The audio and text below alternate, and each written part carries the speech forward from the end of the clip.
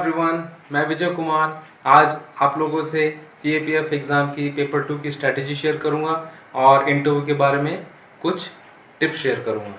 तो स्टार्ट करता हूं पेपर 2 की स्ट्रैटेजी के बारे में।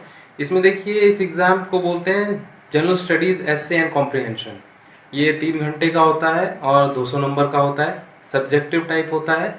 इसमें 2 पार्ट होते हैं। पार्ट 1 में एसे होता है 80 नंबर का, और पार्ट 2 में 120 नंबर का जो है उसमें आता है प्रेसी writing, comprehension, report writing, counter argument और ग्रामेटिकल कुछ पोर्शन होता है। तो पहले स्टार्ट करता हूँ एसे से। देखिए दोस्तों, एसे टोटल 6 होते हैं, उनमें से 4 हमें ऐसे लिखने होते हैं। और अगर आप सिलेबस देखें इसका तो जनरली जो क्वेश्चंस ऐसे के जो क्वेश्चन आते हैं वो आते हैं economic, polity, geography, modern history से आते हैं। और जैसे बात कर लें सोशियोलॉजी के कुछ क्वेश्चंस आ जाते हैं, सोशियोलॉजी से रिलेटेड ऐसे आते हैं, और अपने जो इंटरनल सिक्योरिटी या आईआर से रिलेटेड आते हैं। तो आप इसके लिए भी मैं यही बोलूँगा, पेपर 2 के लिए आप प्रीवियस पेपर देखिए और सिलेबस देखिए ताकि आपको पता चल सके किस टाइप के क्वेश्चंस आ रहे हैं। और ऐसे के लिए जैसे तैयारी करते हैं तो एडिटोरियल्स आपको पढ़ने चाहिए। अब बात करें किस न्यूज़पेपर को पढ़ना चाहिए, तो आप कोई भी पेपर पढ़ सकते हैं। जनरली लोग द हिंदू पढ़ते हैं, आप साथ में अगर इंडियन एक्सप्रेस के एडिटोरियल भी पढ़ते हैं तो अच्छी बात है। बट एडिटोरियल जब भी पढ़ें थोड़ा सिलेक्टिव मैनर में पढ़ें, सब ज़रूरत नहीं है, जो इस पेपर की डिमांड है उस हिसाब से पढ़ें। और एक इम्पॉर्टेंट बात, जैसे इंडियन एक्सप्रेस की आप ऐप डाउनलोड कर सकते हैं, बहुत अच्छी ऐप है। इसमें एक्सप्लेन पेज होता है जो मैं हमेशा पढ़ता था, इसको ज़रूर पढ़िए। इसके अलावा राज्यसभा टीवी है, उस पर एक प्रोग्राम आता है बिग पिक्चर, उसमें जो भी करंट में इशू चल रहा होता है उस पर बहुत अच्छी डिस्कशन होती है, आप उसको ज़रूर सुनिए। अप्रॉक्स आधे घंटे की डिस्कशन होती है। सुनने के बाद उसका नोट्स ज़रूर बनाइए।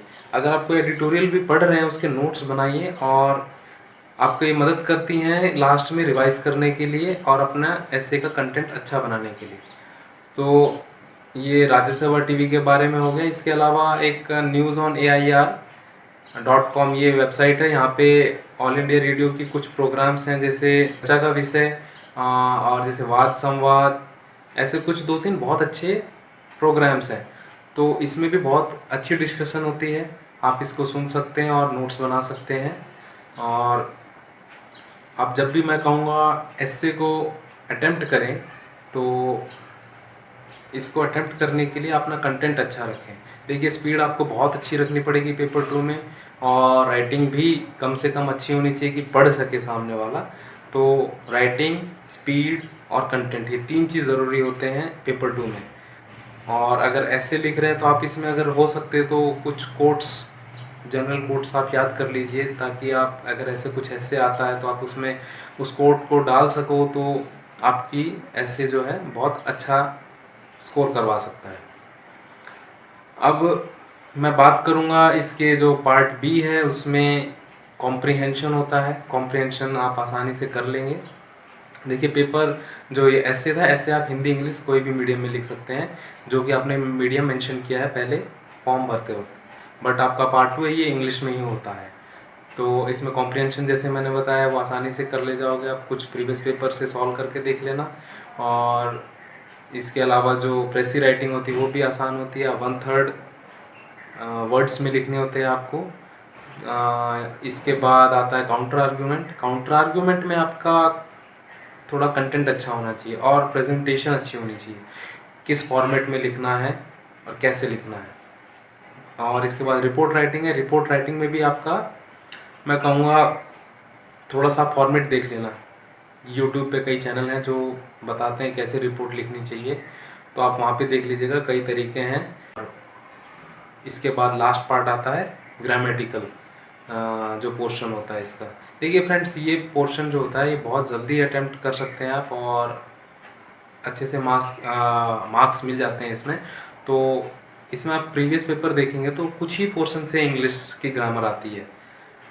अगर किसी की इंग्लिश ग्रामर वीक है तो आप कोई भी एक बुक पढ़ सकते हैं ग्रामर की सिंपल, ज़्यादा मुश्किल नहीं क्वेश्चन पूछे जाते हैं, जैसे active voice, passive voice, direct indirect, preposition, conjunction, ऐसे। तो इन पे थोड़े से रूल्स देख लेना।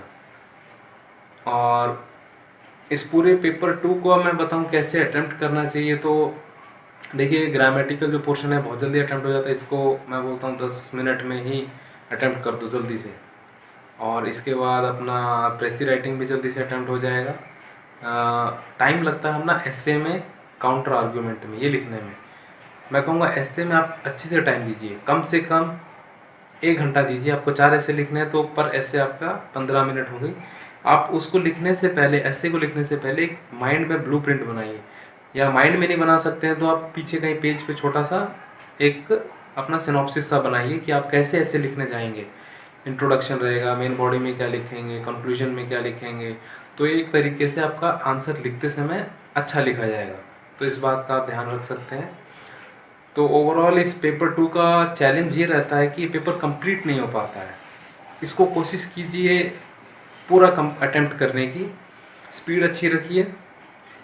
मेरी स्पीड ठीक ठाक थी, तो मैंने स्पीड अपना जो लास्ट में मॉक टेस्ट दिए थे, कुछ घर पे बैठ के मैं टेस्ट पेपर सॉल्व कर लेता हूँ, प्रीवियस पेपर सॉल्व कर लो, या फिर मार्केट में कुछ अवेलेबल है तो वहाँ से लेके सॉल्व कर लो। इससे आपकी स्पीड मैच हो जाती है कि एग्ज़ाम में अगर आप बैठते हैं तो स्पीड पूरा अटेम्प्ट कर पा रहे हैं कि नहीं कर पा रहे हैं। और फिर उस जो आंसर आपने लिखा है अपने किसी फ्रेंड को, या फिर अगर कोई कोचिंग आपने ज्वाइन कर रखी है, या वहाँ पे आप टीचर को दिखा सकते हैं कि किस तरीके का है, ये कुछ इम्प्रूवमेंट है कि नहीं। तो ये ये पेपर 2 के बारे में मैंने आपको अपनी स्ट्रेटेजी शेयर की। तो दोस्तों अब मैं बात करता हूँ इंटरव्यू की। देखिए, ये 3rd स्टेज होती है, बीच में एक फिजिकल मेडिकल स्टेज भी आती है, वो आसान होती है। अगर आप चाहेंगे तो मैं उस पर भी अलग से वीडियो बना दूंगा। तो ये इंटरव्यू की बात करूं तो मैं इसमें, ये यूपीएससी धौलपुर हाउस में ही इंटरव्यू होता है, और आपके पैनल में 4 मेंबर होते हैं। टोटल ये इंटरव्यू के मार्क्स 150 होते हैं। और मैं बताऊंगा आपको, अगर ये इंटरव्यू जैसे पॉजिटिव फील करके जाइएगा, हमेशा अपने फेस पे स्माइल रखिएगा जब भी आंसर कर रहे हैं, स्माइल करिए और टेंशन मत रखिएगा। और क्या है, इंटरव्यू है, वो आपका नॉलेज नहीं चेक करेंगे, वो आपकी सिर्फ पर्सनैलिटी चेक कर रहे हैं। अगर आप आंसर नहीं जानते हैं तो आप ना कह दीजिए नहीं जानते हैं।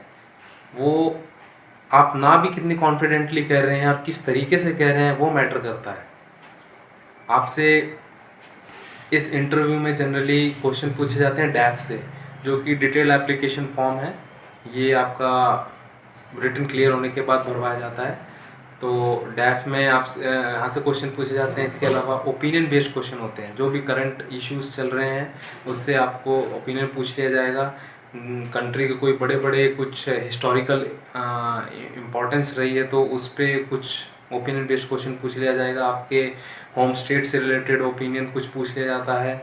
इसके अलावा आप बात करेंगे करंट अफेयर्स। आप करंट अफेयर्स बहुत अपडेट रखिए, न्यूज़पेपर डेली पढ़िएगा, हर स्टेज में पढ़ने की ज़रूरत है, रिटन में भी और इंटरव्यू में स्पेसिफिकली बहुत ज़रूरी है। करंट के बाद इसमें एक आते हैं सिचुएशन बेस्ड क्वेश्चन भी, कि सपोज़ आप असिस्टेंट कमांडेंट हैं और आप यहाँ फंस गए हैं, आपके साथ ये दिक्कत आ गई है, आपको अपने जवानों को मोटिवेट करना है तो आप कैसे करेंगे। ऐसे ऐसे अलग अलग टाइप की सिचुएशंस दी जाती हैं।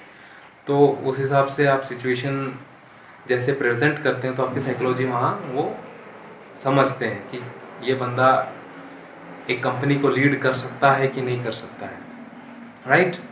और इसके अलावा आईआर से और internal security, IR means internal relation, international relation, और इंटरनल सिक्योरिटी, इससे भी क्वेश्चंस इंटरव्यू में पूछे जाते हैं। तो ये मेन डोमेन था जहाँ से इंटरव्यू में क्वेश्चन पूछे जाते हैं। इसके अलावा मैं कुछ और सजेशन दूँ तो जैसे पहले ही मैंने आपको बताया कि स्माइलिंग फेस रखिएगा, और बहुत ही अच्छा वो कन्वर्सेशन होती है, वो इंटरव्यू नहीं कन्वर्सेशन होती है आपकी।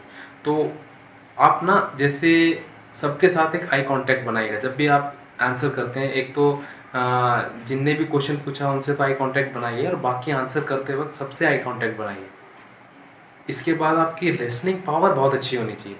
अगर आपसे क्वेश्चन पूछा गया है तो उस क्वेश्चन को पूरा सुनिए, ध्यान से सुनिए, और सुनने के बाद थोड़ा सा पॉज लीजिए, उसको समझिए। क्वेश्चन पूछा गया, आंसर को फ्रेम कीजिए अपने माइंड में, कम से कम 5-10 सेकंड आप टाइम ले सकते हैं, फिर आंसर दीजिए, थोड़ा अच्छा भी लगता है, क्योंकि क्वेश्चन ऐसे डायरेक्टली नहीं पूछे जाते हैं, जनरली उसमें पूछे जाते हैं ओपिनियन बेस्ड। तो ओपिनियन आपको क्या बोलना है उसमें थोड़ा सा सोचिए और आंसर प्रिसाइजली। आंसर को ज़्यादा आप डायरेक्टली बोलेंगे और उसको प्रिसाइजली रखेंगे तो अच्छा रहता है। आप ज़्यादा घुमाइए मत उनको, नहीं आता है तो आंसर बोलिए sorry sir I don't know, उनको बुरा नहीं लगेगा। बट आप ब्लफ करेंगे तो वहाँ पे उनको बुरा लगेगा।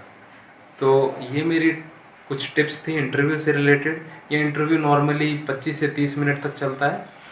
तो इसमें ये इंटरव्यू अच्छा मार्क्स ला सकता है। अपनी बस थोड़े पॉजिटिविज्म रखिएगा, कॉन्फिडेंस रहिएगा, अपने एक्सप्रेशन को बहुत क्लियरली वहाँ पे प्रेजेंट कीजिएगा। और इसके साथ ही यही था सब इंटरव्यू के बारे में। और मैं ये कहूँगा ये एग्ज़ाम इतना मुश्किल, मैं ये कहूँगा मेहनत कीजिए थोड़ा सा, अपने पढ़ाई जो भी आप करते हैं सोचिए कि आप सही कर रहे हैं कि गलत कर रहे हैं।